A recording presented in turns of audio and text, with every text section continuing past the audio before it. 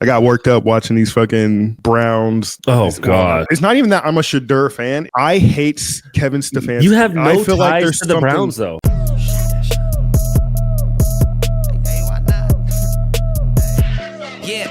Coming in hot. It's just in your TikTok algorithm. I was like, it's in my TikTok algorithm, but it's more so that this doesn't really even have anything to do with Shedeur. It's more so just like, how as a head coach are you not trying to actively win? It just feels like somebody or something in the organization is trying to sabotage yourself, because why would you have this little short 5'8" Dylan Gabriel with post concussion come out here and be the starter? Like, I don't know. That dude just makes me so mad. I couldn't imagine if I had a coach like that. If I just had a coach that was just like trying to actively ruin me.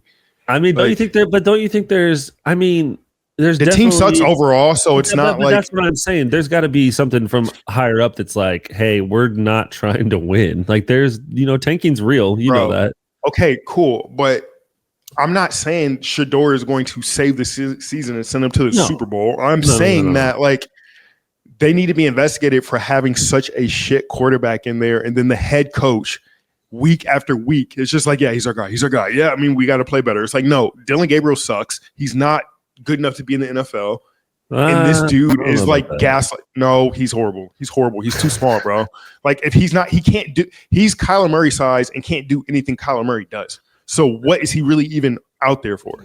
Yeah, because he did 7 years in college. Like, I don't want to hear it. I don't. It's too much. But at the same time, it's just like, to me, it's a shitty organization to be a part of. Like, if that's how they treat. Like, and it'll be one thing if this is like a dynasty where they had like 6 Super Bowl championships and known for winning. It's just like, Orlando, they told you what happened when your last season before you went to Phoenix? It was kind of, hey, we're going to play the young guys. We're going to try new things. Well, they were just like, we're going in a different direction.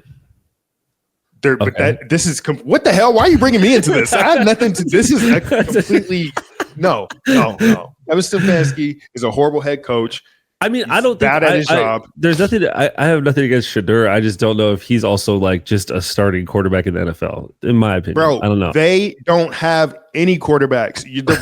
Bro, I wouldn't have a bad recipe or a bad fucking lineup in there, and then like, that didn't work.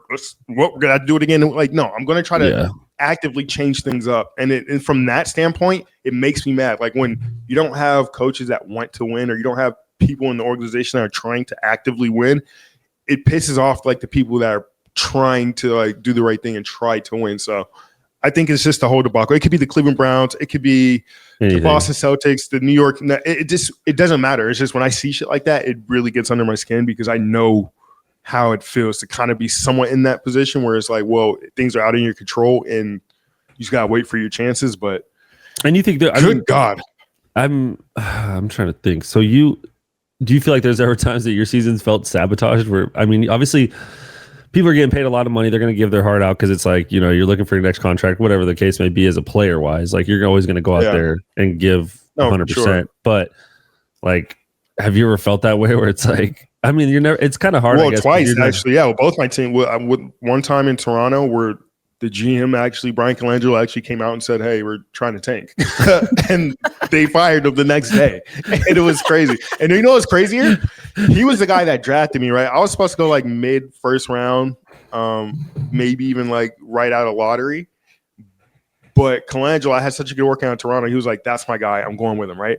So he gets there. He says that. He gets fired. And then now it's kind of like, damn, Mike, I don't know what's going to happen to me now.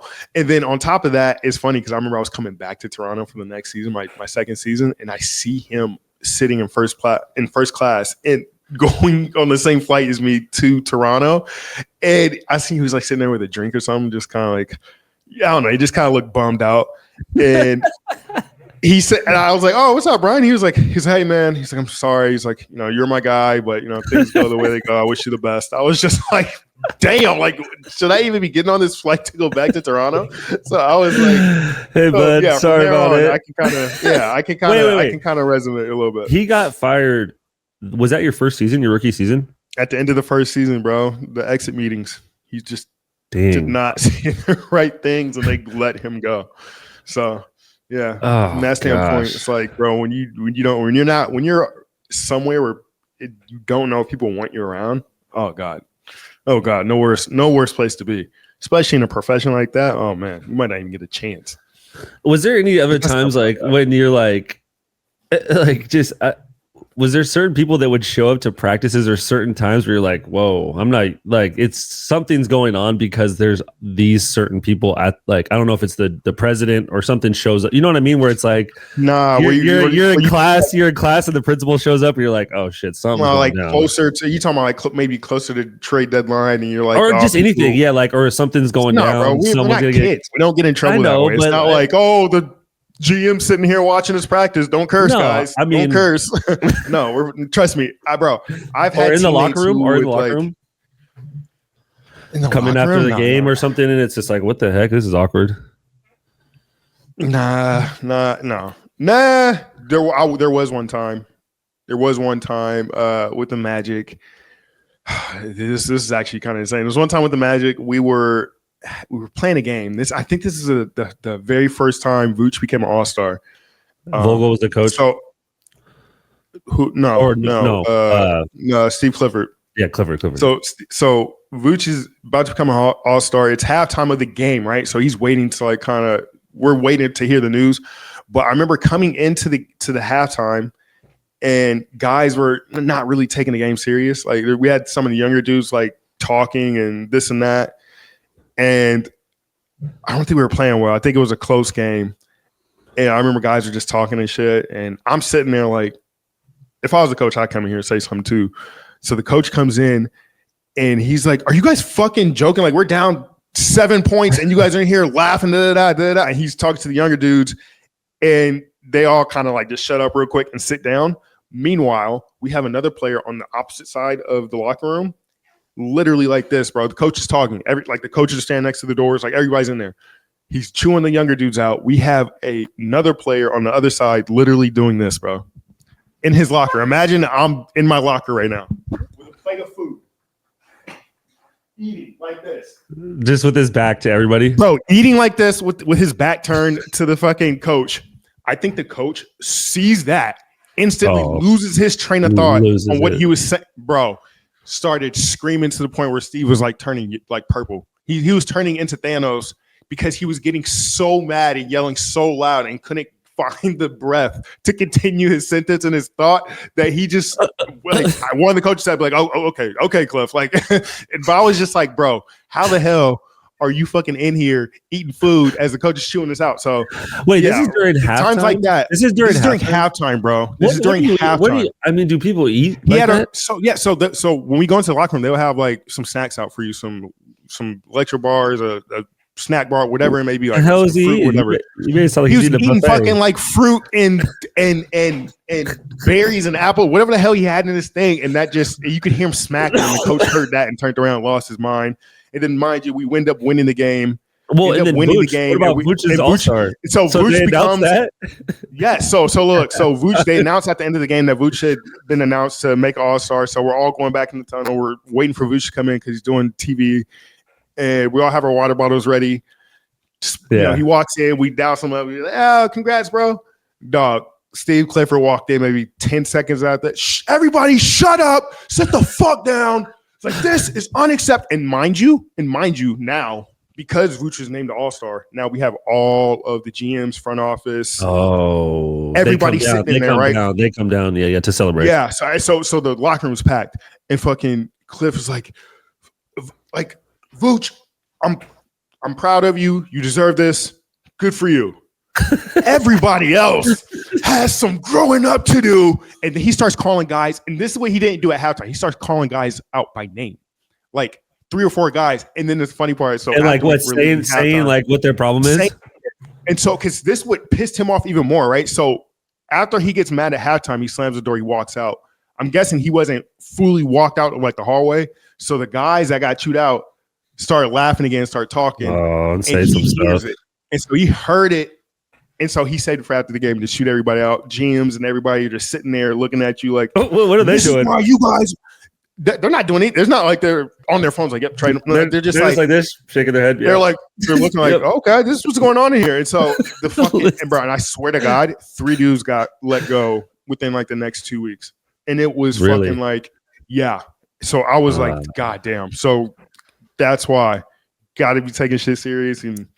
That, bro. Like, especially if you got guys that don't, fucking around. Like, it makes. Well, if you're not, especially if you're not like top echelon player, like you can't. These were first, second year, 2-way guys. You can't be laughing, cracking jokes.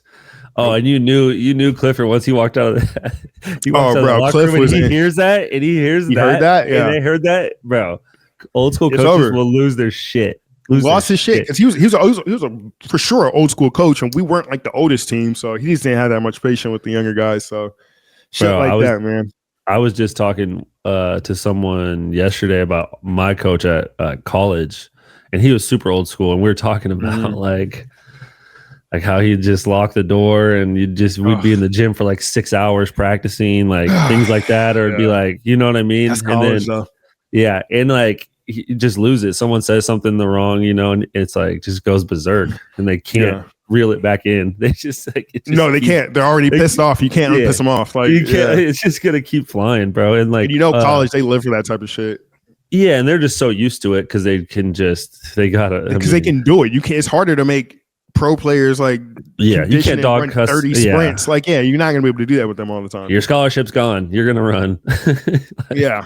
Exactly. That will get you in line. Really quick. Yeah, really quick. Well, and I was talking about I was in film. I think it was my freshman year. I was in film my freshman year, and I sat towards the back, so I was like right in front of my coach. Coach is in the back. We're in like tiered rows. Tiered rows going down to the front, and then the screen in the front. And he would sit in the back with his clicker, and he would. I mean, we watched a lot of film. He would always replay it. Blah blah blah. So we play Seattle U. We played terrible. We're supposed to beat them. He's like, we're watching the full game. And it was one of those days where you're falling asleep, bro. I'm like, and I'm like, I'm pretty attentive. Like I'm not. Yeah, I played a little bit. It was my freshman year. I played a little bit. Sure. So you're watching a lot of. I played. Yeah. I played like probably 14 minutes, maybe. So we're in the first half of it. And I swear to you, and no one wants to believe me, but I swear to you, I was not asleep. The guy next to me was asleep. I'm a heavy breather. So I was like this. I was like one of these. I was like, just like this, watching, like, just super tired. And the guy next to me is literally like this. And he's like a senior. he's a senior, dead asleep. And my coach just stops the film in the first half and goes, "See, are you asleep? Are you asleep? What are you doing? Like you messed up just as much as anybody else. I know you only played blah blah blah a certain amount of minutes." He starts calling me out on all this shit. And then he's like, no, then he's like, "Stand up." And I'm like, "What?" Bro, when I tell you, I was against the wall. So I literally just stood up against the wall like this, just like this, for an hour. We watched the whole second half, bro. And he rewinds every possession like 4 times. Oh god, dude! So he's like, "Stand up! You're not sitting down." So I'm literally. What happened to you? Wait, what was the senior? He didn't get caught? No, bro. Because he didn't breathe heavy. He was just sitting there like this. And when the coach started yelling, he like woke up. He's like, he sold you, bro. Yeah, he's sitting right in front of the coach. Like he's sitting right in front of the coach. I'm at an angle, so coach just thought, and I was just like this. And he just thought I was asleep because he just could barely. He barely could see me, and so, bro, I had to stand with my head up against I was just against the wall like this, just leaning on the wall, standing for an hour. And you gotta feel, bro, it's awkward. Like it's 3 rows of 4 chairs. Like there's 12 people in there. It's just a small little film room, and I'm standing in the corner, like, bro. I'm not gonna lie, that happened to me too in Toronto, my second year, and I actually did nod off, and he caught me as I was probably 2 seconds of the nodding off, and all of my lockers have been directly in the middle of the room, directly in front of like the TV and the coaches where they stand and talk. So like, what was I doing? I have a paper in here. I might be. Hold on, 2 seconds. I got something here. Okay, I got this. Bro, I had a stat sheet. Right? And it's a long ass film session. I'm looking at the stat sheet. It's one of those games I didn't play, so I'm not seeing myself on the film. So I'm automatically not engaging all the way. And so I was looking at the stat sheet just like this, like leaning back and just like this. And as I'm looking at it, I feel my eyes getting heavy. And so I start putting the page down. And so now I'm looking down like this. You probably can't even see my eyes. And then next, I'm just like kind of nodding off. I'm hearing the coach talk. And then all of a sudden, I don't hear anybody talk. And then that's when I kind of woke up and I was like, and then Casey was like, T-Ross, are you sleeping? I was just like, nah, I got the stat sheet right here. And bro, ever since I said that, bro, fucking Kyle Lowry, he sits directly to the left of coach, but kind of to his back. So he can't see Kyle. And the whole time, Kyle Lowry, for the rest of the film session, is like making noises, looking at me, throwing shit at me when the coach isn't looking. I'm just like, bro. I was like, I'm not gonna play next game. I fucking know it. Like, I fucking know it. So yeah, bro, that shit happens to everybody, bro. You're gonna nod off, especially if you're not in it. The other thing that they did too was because they thought we weren't paying attention. Same thing. They thought a lot of people were not nodding off. Is like we came in one time, and literally every chair was replaced by a physio ball. Oh, get the fuck out of here, bro! Just put me on the line. So you can't. So you couldn't. God. You got to sit up straight and do this shit. Just oh my god, bro. The other thing we did that I got caught up and I shouldn't have was we would have our scouting reports, and so we'd get let's say we played whatever on a Thursday, get our scouting report Tuesday, go through it in film. You're looking at the players, but he would like. The day of the game, he would test us. Oh so Lord. Basically, we'd have to stand up, turn around, put our papers down, and then usually it was like this. He would test you on your player that you're going to guard, Yeah. But sometimes he would like randomly throw in like a bench player and be like, "Steven, what does he do?" And then you just try to come up with the same generic things. Oh, he's just to the basket. He can shoot open spots, and he's left shoulder moves. He likes to, like he goes over his left shoulder, and he's right hand dominant. Bro, I messed up one of those one time, and he lost it. Yeah, you're not. You're a starter. You need to know everything. Like, oh my god, bro. Come on, coach. Let's go get ready for warm ups. Like, just get out there on the court. Like, I can handle it. I promise. I promise it'll be all right. Get me out of here. Oh, fuck that, bro. Speaking of basketball, how about the Magics, bro? I told everybody not to panic. They are balling now, dude. They're doing a lot better. Well, they're doing a lot better. Starting to get that camaraderie. My first game I called was the Desmond Bain game winner off the fucking pickup dribble or whatever. He shot that shit over, I think, Denny Avia to win. So since then, they have been kicking ass and taking names, and I think they're like maybe 7th or 6th in the East right now. 4 games away from third. Right now they're in 9th, but it's so tight. It's like it's close. They have 10 wins, 5, 4, 3, and 2 all have 12. So it's like, yeah, that's what I'm saying. You're right there. So that's the East though. The East is always like that. You could be fucking start out 0-6 and then win 5 in a row, and now you're in 3rd place. Yeah, not so much like the West. So how was that? How was that? What were you doing just this weekend? No. So my son's birthday is no. I'm saying for that game, you were on the sideline. What were you doing? Just sideline analyst and then talking at halftime? Oh, you're talking about for the actual broadcasting? No. So yeah, when you're in the suit and tie.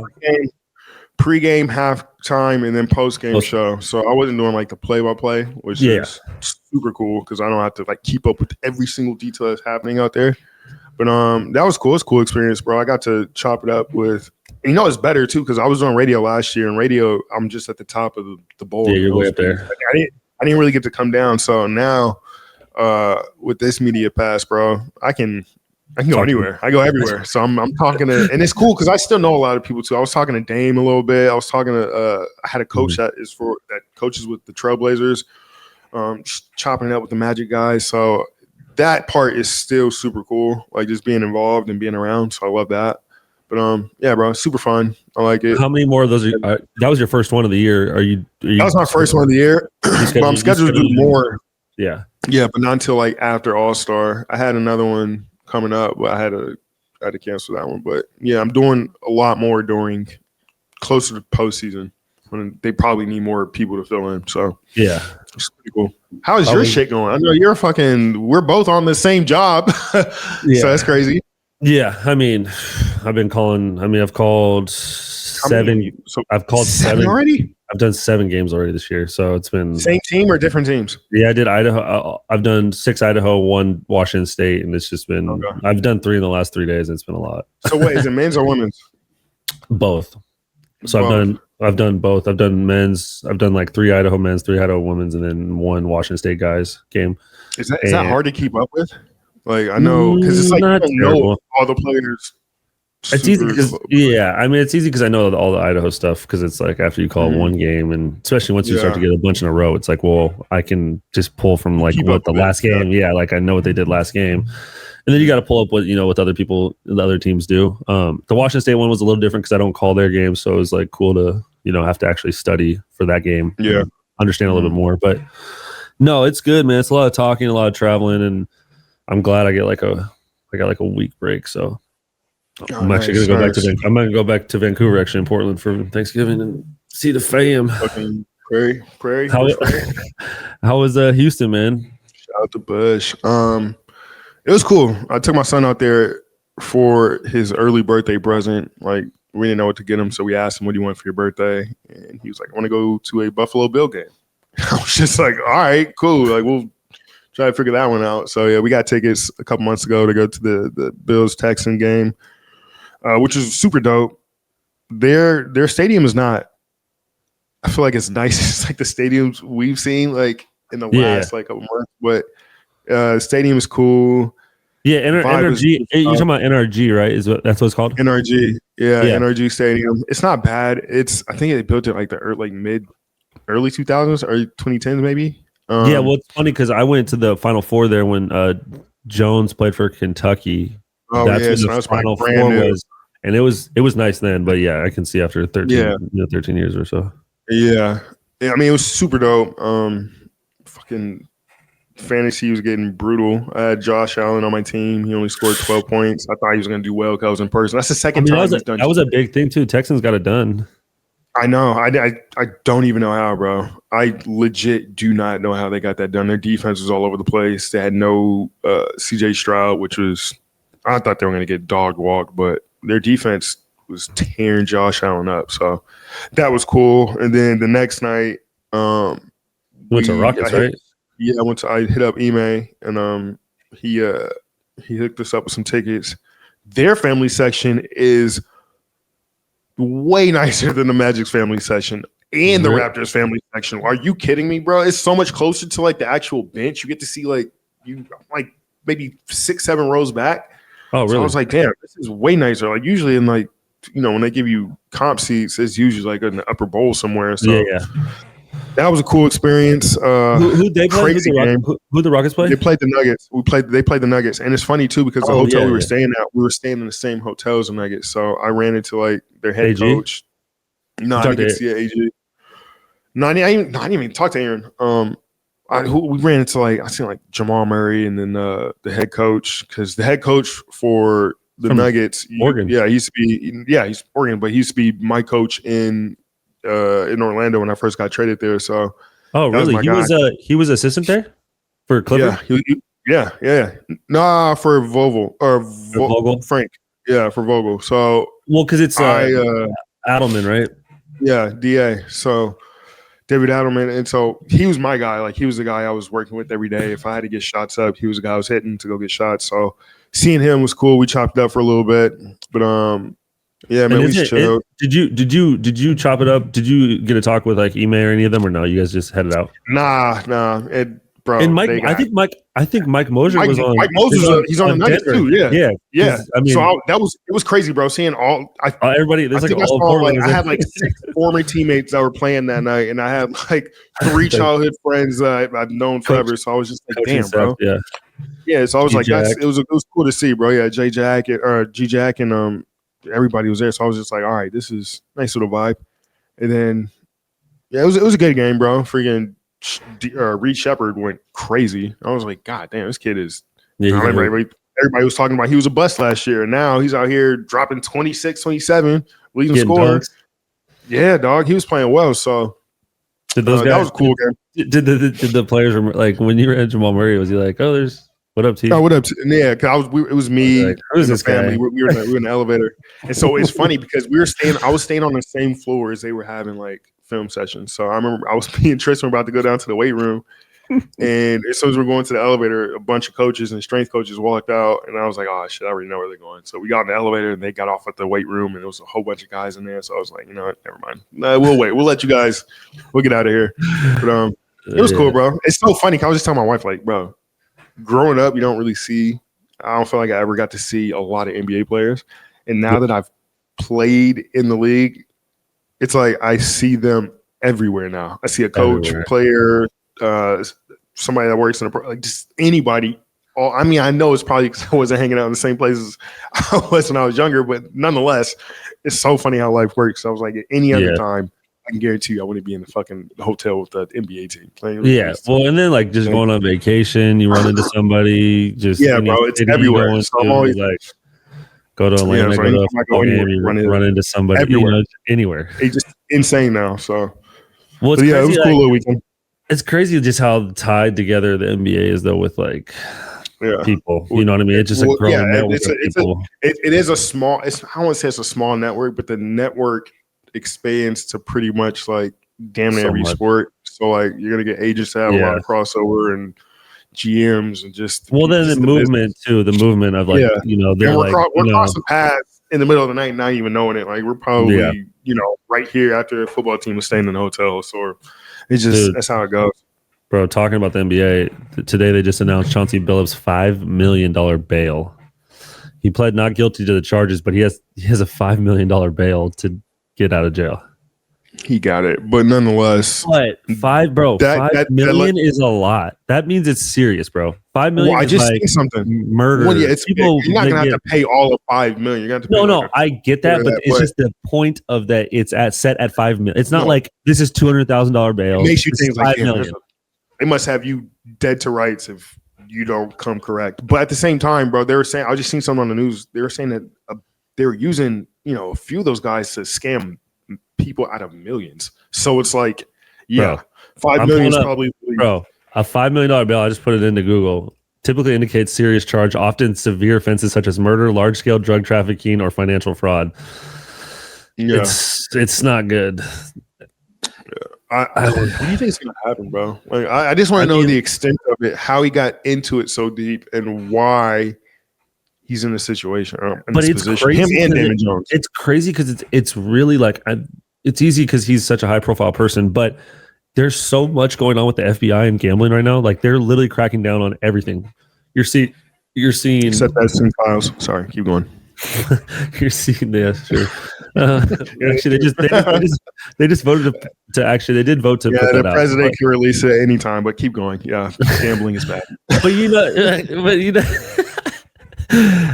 know what I mean, though. It's like college. There's all these college athletes getting in trouble. There was talks of like even the Lakers being investigated for some insider. I know that's a league. That's a league investigating the Lakers before it gets the FBI having to investigate the Lakers. But at the same time, it's still not like I don't know if it's clear, but I know that they were saying this is strictly about poker. It wasn't like he was betting games and throwing games. Oh, but now they're saying that he was giving information on games though. So it's just how much did they have Chauncey in for, man?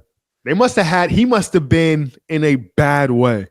It must have been one wrong night. He lost a shit ton of money, and they're like, "No, we don't even want your money. We're gonna set this up nice."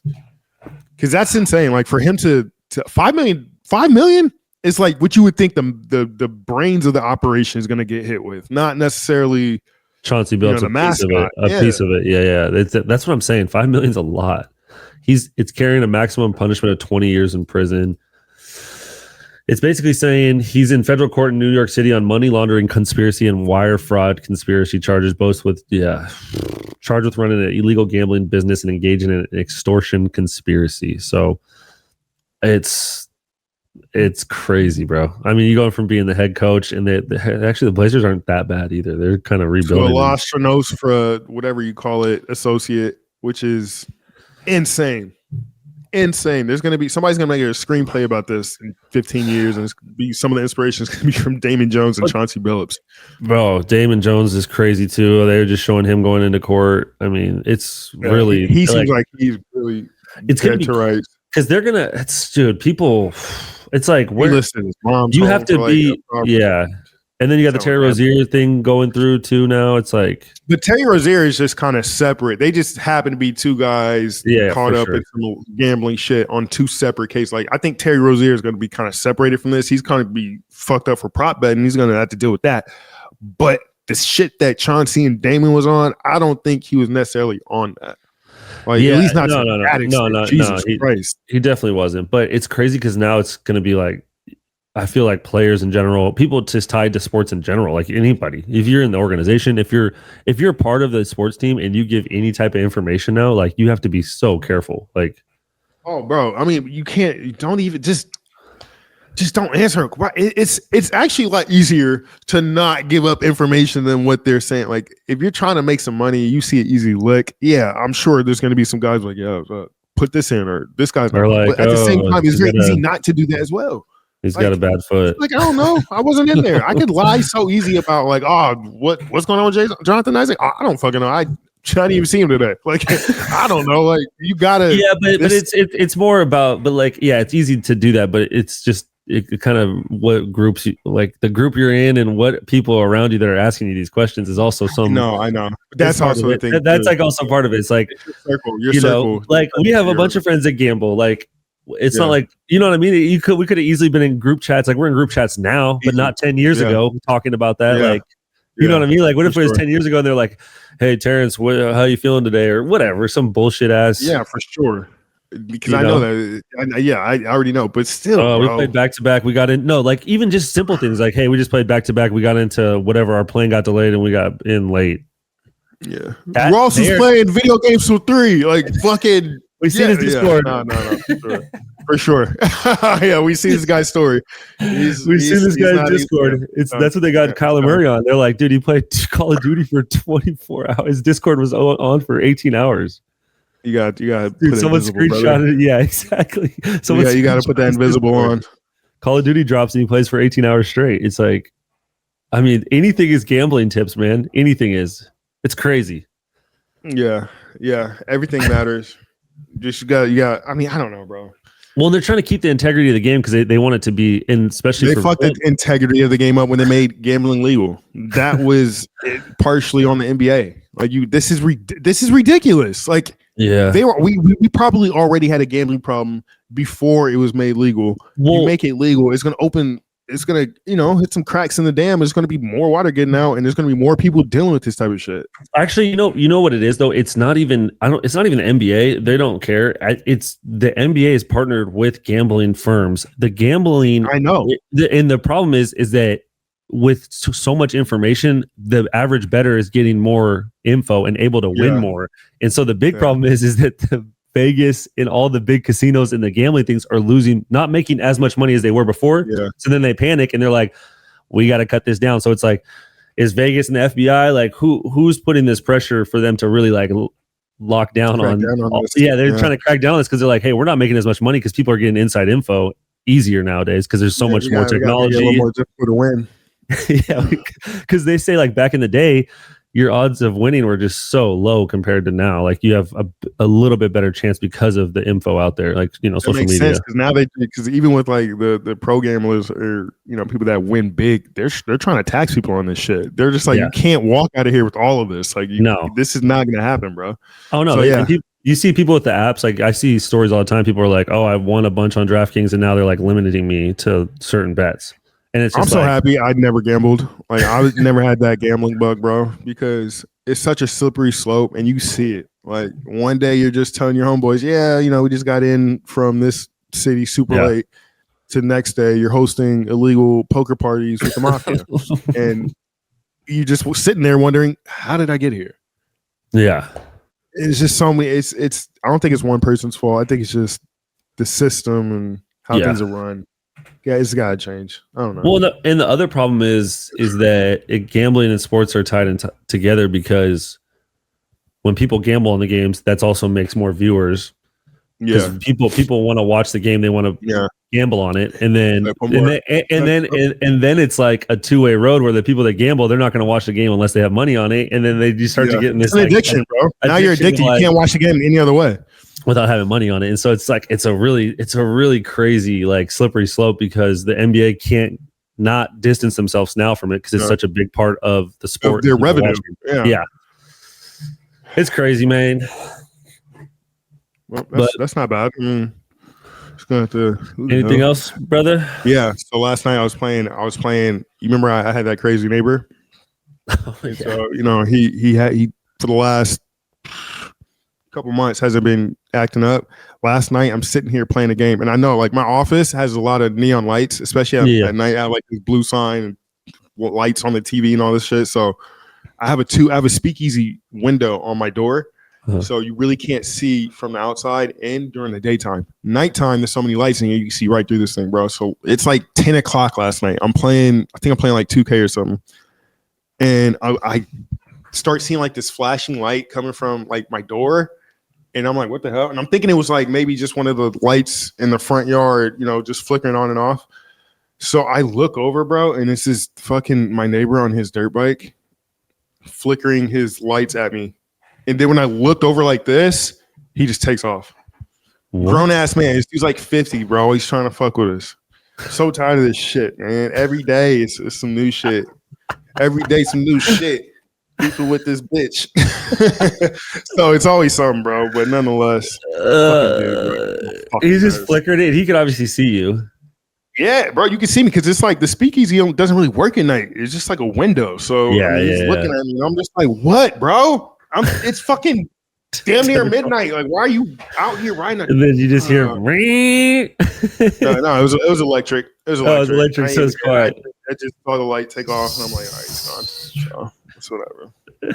Yeah. Oh man, the Chronicles of Windermere, Florida, huh? Yeah, bro, it's getting ridiculous. It's making me want to move. This dude's annoying. Hey, speaking of that, did you see our boy Mantis hit 135 free throws in a row? Did you see? Very impressive, dude. And then he hit. I did see it. He ended up hitting 151, insane. Bro. And speaking of gambling, there's a ton of money on that, and people were thinking it was going to take him like 2 weeks. It took him 24 hours. 151 free throws is pretty. I saw a clip of him making like 10 in a row, and I was like, he's not gonna make the next one. Oh shit, he's not gonna make the next one. Oh shit, dude, and then he just 100. I'm not gonna lie. I shoot almost every damn day, and I am a good shooter. I wonder how long that took him to get ready for that. 151 in a row is pretty impressive. Yeah, you can't just randomly do that. You have to. I don't care if you're in there for all day. It's gonna majority of people. That's not happening. No, fuck no. Even all right. How about this? What's the most threes you've made in a row? In a row? Yeah, that'd be hard to. No. We did that. So that I went and worked out with you. Did you come out here? Yes. No. When we did that. No. This is when we were in LA at Northridge. We did that. You make before you missed. Yeah. So I took that drill back and was doing it here because I was still playing. So I would do it as a workout out here. And I think at one spot I hit like 70 something in a row, like in one spot. Yeah. And I think that was probably my. You know what you ended up with? I didn't end up with that. No, I didn't end up with that many because I was kind of crappy. And then I just got, I think I had like 100 or something. Yeah. For people that don't know what we're talking about, the drill that we're talking about is a shooting drill, and it's 5 spots from the 3-pointer, 2 in the corner, 2 from the wing, 1 from the top. You shoot until you miss 2 in a row.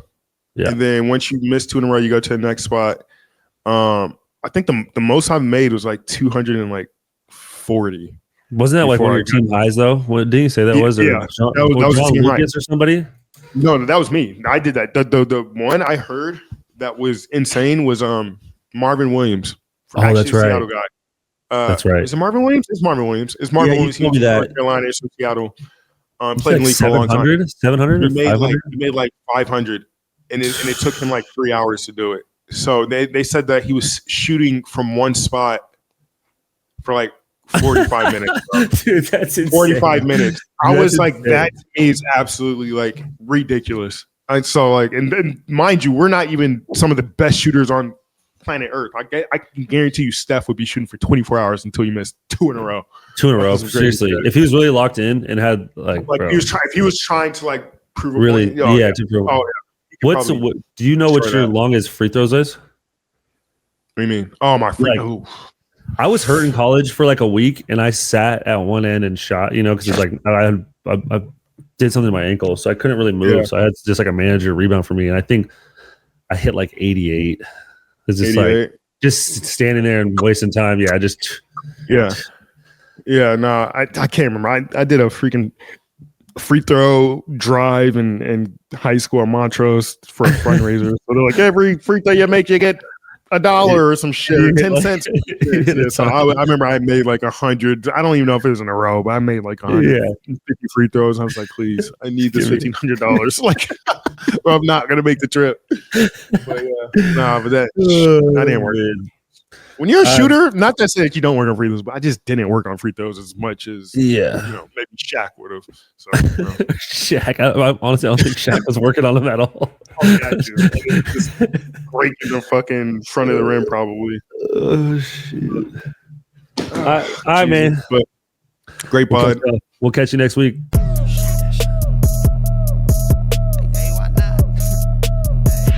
Yeah, coming in hot.